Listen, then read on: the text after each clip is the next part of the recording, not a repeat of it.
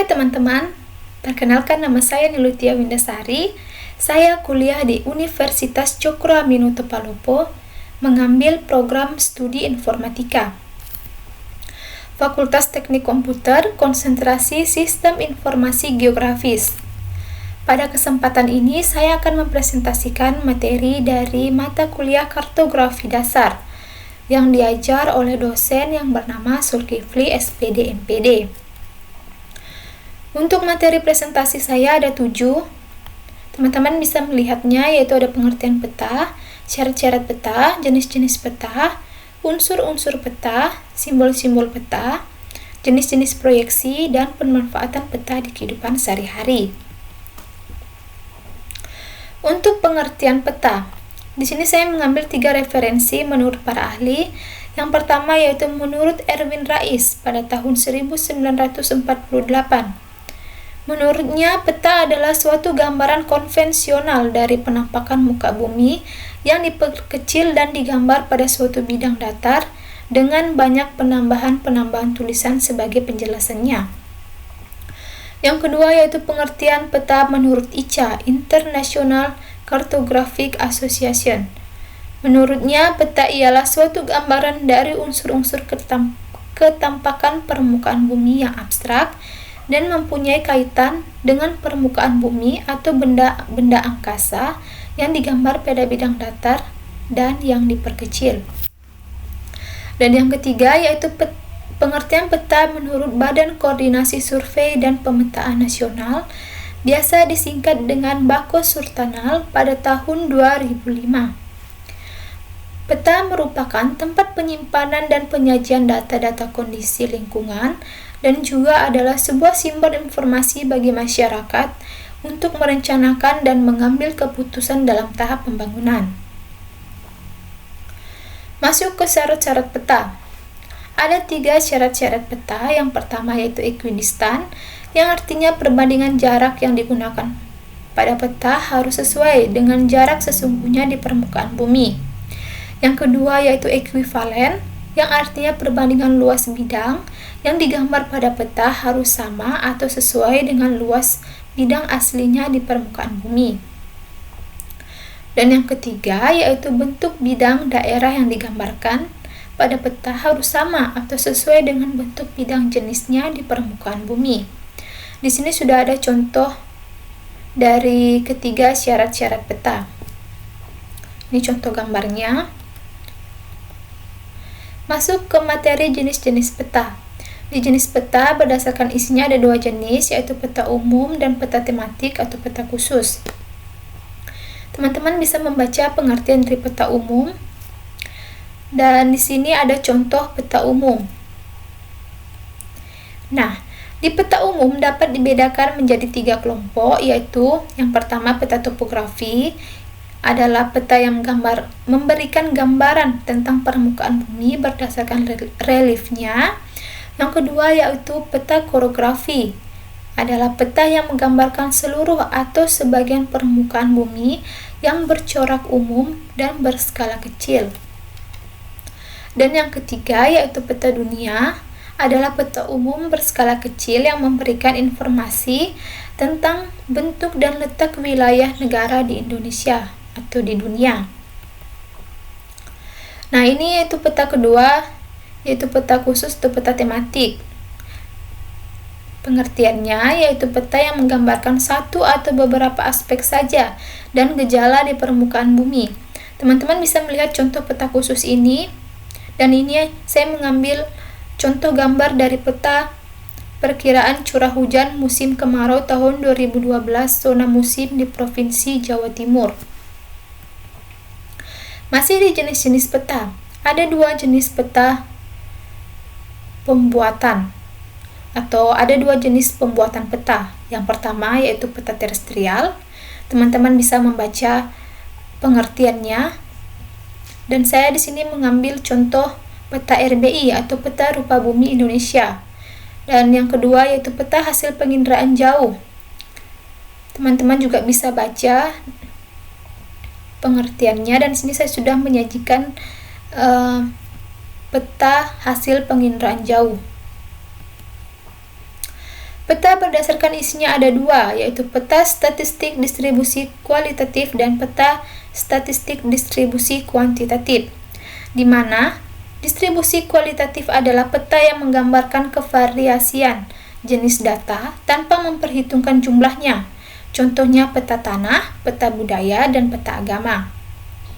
Di sini saya mengambil contoh peta jenis tanah Provinsi Bali. Dan di peta statistik distribusi kuantitatif adalah peta yang menggambarkan jumlah data yang biasanya berdasarkan perhitungan presentatif ataupun frekuensi, misalnya peta penduduk, peta curah hujan, peta pendidikan, dan sebagainya. Dan di contoh ini saya mengambil gambar peta kepadatan penduduk Kecamatan Kalena, Kabupaten Luwu Timur pada tahun 2017. Masih di jenis peta, berdasarkan sumber peta ada dua, yaitu peta induk dan peta turunan. Teman-teman bisa membaca pengertian dari peta induk dan peta turunan ini. Dan di peta induk ini saya mengambil contoh peta rupa bumi Indonesia, dan di peta turunan saya mengambil contoh peta administrasi Kecamatan Kalena. Jenis peta berdasarkan objeknya, yaitu peta dinamik, di mana peta yang menggambarkan keadaan yang berubah-berubah, dan peta stasioner adalah peta yang menggambarkan keadaan yang stabil. Teman-teman bisa melihat contoh petanya. Untuk peta dinamik saya mengambil contoh peta daerah aliran sungai, dan peta stasioner saya mengambil contoh peta geologi. Di jenis peta lagi, jenis peta berdasarkan bentuknya ada tiga, yaitu peta datar, dan peta timbul, dan peta digital. Di peta datar ini saya mengambil contoh peta sketsa, dan di peta timbul saya mengambil contoh peta topografi, dan di peta digital saya mengambil contoh Google Map. Teman-teman bisa membaca pengertian dari ketiga jenis peta berdasarkan bentuknya ini. Nah, di sini jenis peta berdasarkan skala ada 5, yaitu peta kadaster, peta skala besar, peta skala sedang, peta kecil, dan peta geografi. Teman-teman bisa membacanya dan menyimak penjelasan dari kelima peta berdasarkan skala ini. Saya hanya menyebutkan poin-poinnya saja. Di sini saya menyajikan gambar skala gambar dengan skala angka. Teman-teman bisa melihat gambarnya, contoh gambar. Masuk ke materi unsur-unsur peta. Teman-teman pasti sudah tahu pasti apa-apa saja yang ada di unsur-unsur peta. Di sini teman-teman bisa melihat penjelasannya, dan saya akan membacakan tiap poinnya saja.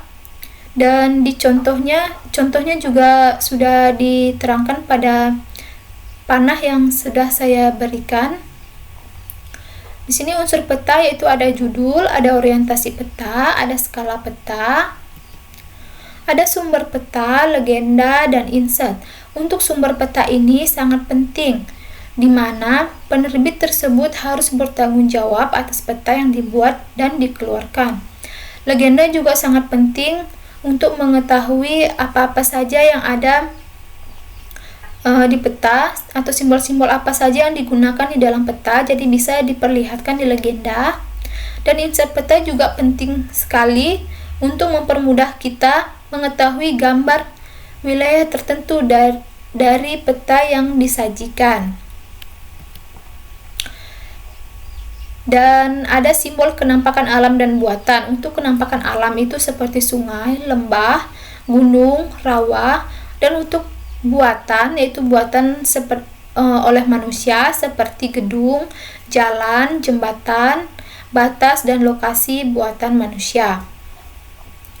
Tahun pembuatan juga penting karena bisa saja kondisi permukaan bumi pada tahun pembuatan peta tidak sama dengan kondisi permukaan bumi pada saat peta itu dibaca. Masuk pada simbol peta. Pengertian simbol peta adalah sebuah tanda atau gambar yang mewakili dari berbagai bentuk atau tampak yang ada permukaan bumi, sehingga terdapat pada lokasi atau simbol yang telah ditempatkan sesuai pada peta utama dan yang telah ditempatkan pada legenda. Di sini saya sudah menyajikan contoh gambar simbol-simbol peta. Dan berdasarkan kenampakan lingkungannya, ada simbol ini dibedakan menjadi dua, yaitu simbol budaya. Teman-teman bisa membaca pengertian simbol budaya.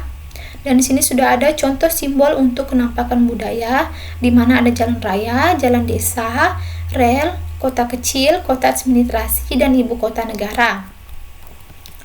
Dan yang kedua yaitu ada simbol alam. Simbol alam ini adalah simbol yang mewakili kenampakan alam. Di sini sudah ada contoh simbol alam, yaitu ada sungai, gunung, danau, dan rawa. Masih di simbol peta, berdasarkan bentuknya, simbol dibedakan menjadi tiga, yaitu simbol garis, simbol titik, dan simbol area. Teman-teman bisa membaca pengertiannya, dan di sini juga sudah ada contoh dari simbol berdasarkan bentuknya, sudah ada di sini contohnya. Teman-teman bisa melihat dan membaca. Untuk simbol peta berdasarkan sifatnya ada dua, yaitu simbol kualitatif dan simbol kuantitatif, di mana simbol kualitatif yaitu simbol yang menyatakan keadaan sebenarnya apa yang digambarkan dengan bentuk yang lebih sederhana, dan simbol kuantitatif yaitu simbol yang menyatakan keadaan sebenarnya apa yang digambarkan dengan bentuk yang lebih sederhana dan disertai dengan nilai atau kuantitasnya. Teman-teman bisa melihat contoh dari simbol kuantitatif dan kualitatif.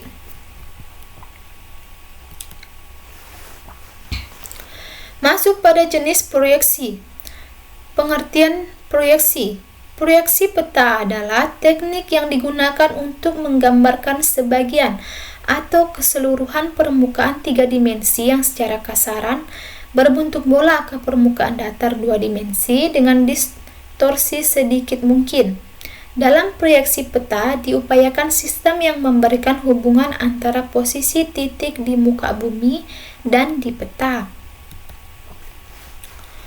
Jenis proyeksi menurut bidangnya ada 3. Saya hanya baca poinnya saja, teman-teman bisa membaca pengertiannya dan melihat contoh gambar dari proyeksi menurut bidang ini. Yang pertama yaitu proyeksi asimutal atau proyeksi zenital. Yang kedua proyeksi kerucut, dan yang ketiga yaitu proyeksi silinder.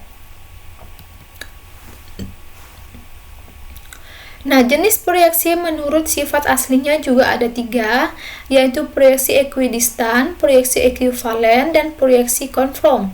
Teman-teman bisa baca arti dari ketiga proyeksi ini. Jenis proyeksi berdasarkan kedudukan sumbu simetri juga ada 3, yaitu di mana proyeksi normal apabila sumbu simetrinya berhimpit dengan sumbu bumi. Yang kedua yaitu proyeksi miring apabila sumbu simetrinya membentuk sudut terhadap sumbu bumi. Yang ketiga yaitu proyeksi transversal apabila sumbu simetrinya tegak lurus pada sumbu bumi atau terletak di bidang ekuator. Di sini saya sudah menyajikan contoh dari ketiga jenis proyeksi berdasarkan sumbu simetri. Nah, untuk materi selanjutnya yaitu pemanfaatan peta di kehidupan sehari-hari. Peta sekarang sangat penting bagi manusia ya. Pasti di handphone kalian juga ada fitur Maps dan GPS.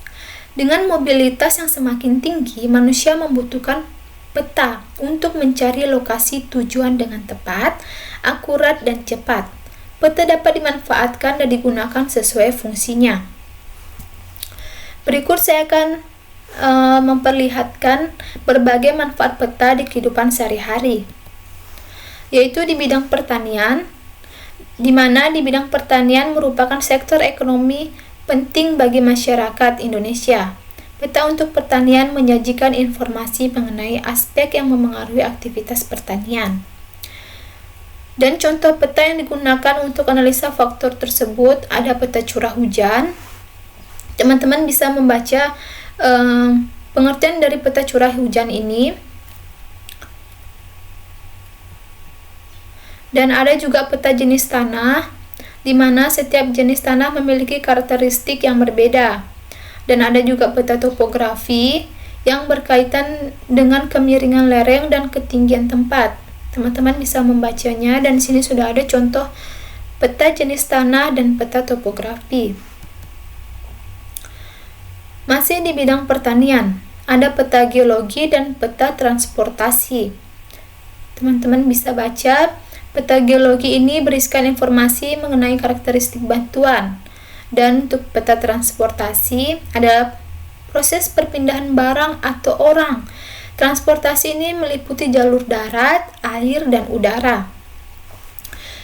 Di sini teman-teman bisa melihat contoh peta geologi dan peta jaringan transportasi umum massal Jabodetabek. Masuk di bidang pariwisata. Kegiatan pariwisata kini berkembang sangat pesat di era modern. Kehadiran peta wisata sangat dibutuhkan untuk melihat sebaran daerah wisata, lokasi restoran, riset area, dan arena hiburan lainnya.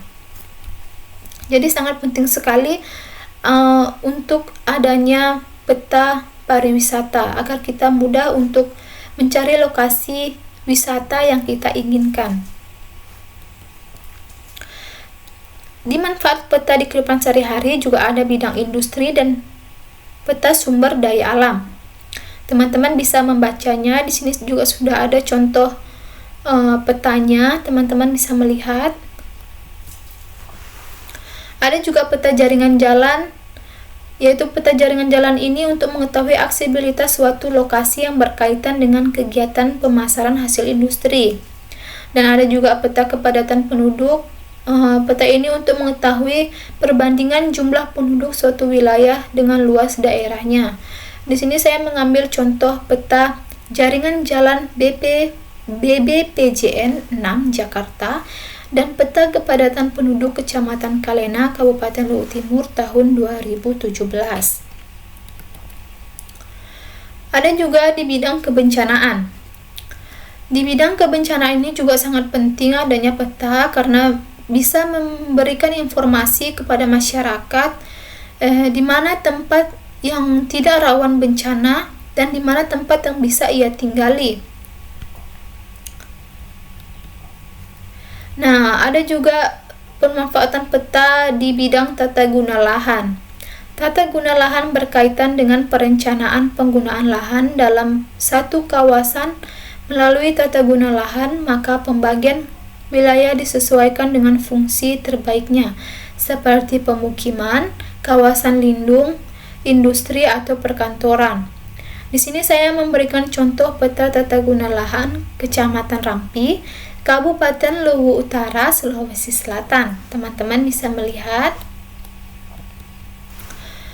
Nah, inilah adalah daftar pustaka saya, di mana saya mencari materi dari referensi ini. Jika teman-teman ingin mencari juga, teman-teman bisa mengambil referensi dari yang sudah saya perlihatkan di sini. Itulah tadi presentasi dari mata kuliah kartografi dasar. Saya mohon maaf jika ada yang salah atau kurang, karena saya juga masih tahap pembelajaran. Dan semoga bermanfaat untuk teman-teman. Sekian dan terima kasih.